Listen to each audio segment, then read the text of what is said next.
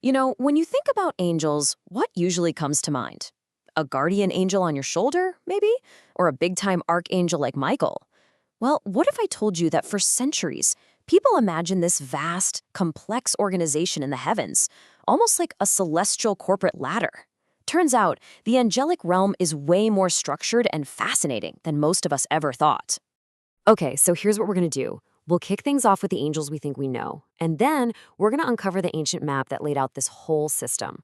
We'll see how it all breaks down into three heavenly spheres. We'll meet all nine of the different angelic choirs, and then we'll wrap up by asking the big question.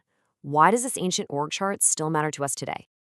All right, so we're all pretty comfortable with the angels that interact with us, right? You've got your personal guardian angels, the ones sent to protect and guide us as individuals. And then there are the A-listers, the famous archangels. Gabriel, who delivered the news to Mary, or Michael, the great celestial warrior. These are the angels who handle the big picture for humanity. But believe me, they are just the beginning. Right, so archangels, check. But have you ever heard of a choir of angels called the thrones? Or the dominions? Or the virtues? Probably not.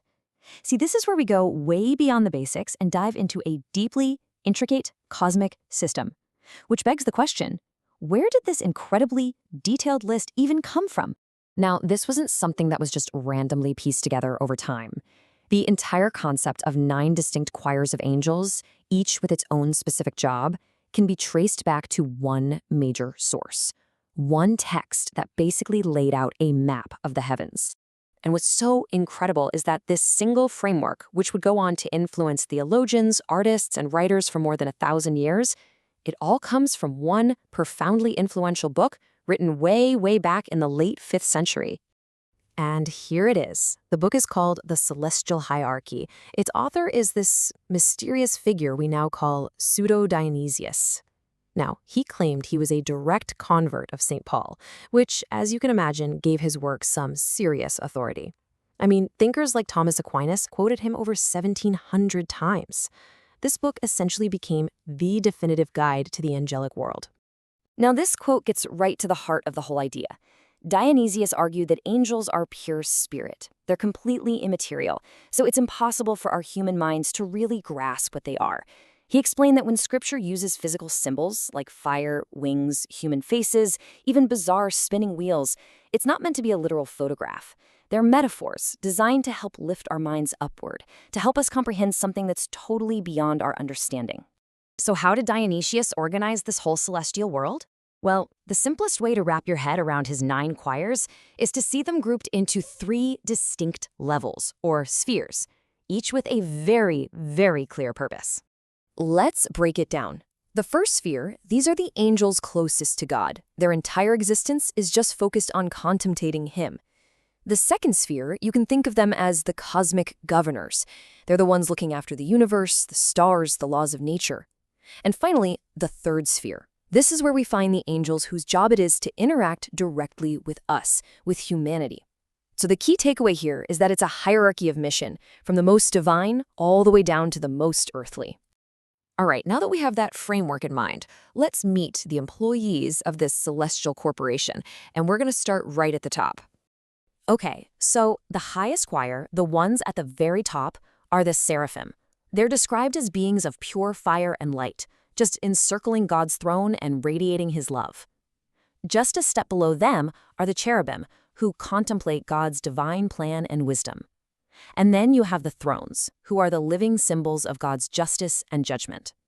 Yeah, these are not angels with harps, folks. These are cosmic forces.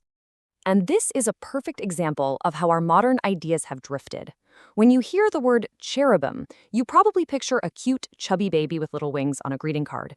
Well, the ancient text described cherubim as these formidable sphinx-like creatures with multiple wings. They were powerful guardians of sacred wisdom. In fact, it was the cherubim who were sent to guard the Garden of Eden after humanity's expulsion. A little different from a greeting card decoration, huh? And the thrones? Well, they might be the most bizarre and awe-inspiring of all. They aren't depicted as humanoid at all. Instead, they're described as these great, glowing wheels, just covered in countless eyes, moving through the heavens as God's divine chariot. They represent the steadfastness and the execution of divine judgment. Just try to picture that for a moment. It's wild. Now, let's move down to that second sphere, the celestial governors. Here, you'll find the dominions. They're basically the divine middle management, getting orders from on high and delegating tasks to the angels below. Then come the virtues. They're beings of might and energy who maintain the natural order of the cosmos. And they're also the ones who work miracles. And finally, you have the powers, who act as a kind of celestial border patrol, guarding the boundary between the heavenly and earthly realms. Finally, we get to the third sphere, the angels who work directly with us. First up are the principalities. These are the guardians of entire nations and cities, guiding the large-scale flow of human history. Below them are the famous archangels, the ones who deliver God's most important, world-changing messages. And at the very bottom of this grand hierarchy are the angels themselves. They're the most numerous choir, and this is the group that includes our own personal messengers and guardians. So here it all is, the whole celestial org chart in one place. You go from the seraphim, contemplating God's love at the very top, down through the cosmic managers, all the way to the guardian angels looking after individual people at the bottom. Each of these 9 choirs has a super distinct role, all fitting within one of the 3 spheres, creating this perfect, harmonious order that connects the throne of God to every single one of us. So, you might be thinking, okay, this is a fascinating but pretty obscure piece of 1,500-year-old theology. Why does it matter today? Well, its influence has been absolutely massive, and it continues to shape how we imagine the divine. I mean, from Dante's Divine Comedy to the incredible paintings of the Renaissance, this 9-choir structure was the blueprint for how Western culture visualized heaven. It gave a sense of sublime order to the entire universe, a feeling that everything from the most distant star down to a single human thought was all part of a grand, interconnected, and purposeful design. It literally shaped our collective imagination.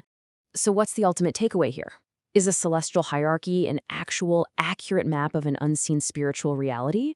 Or is it a beautiful, complex map of the human imagination's attempt to find order and meaning in the universe? You know, maybe the real, enduring power of this ancient idea is that it could be both.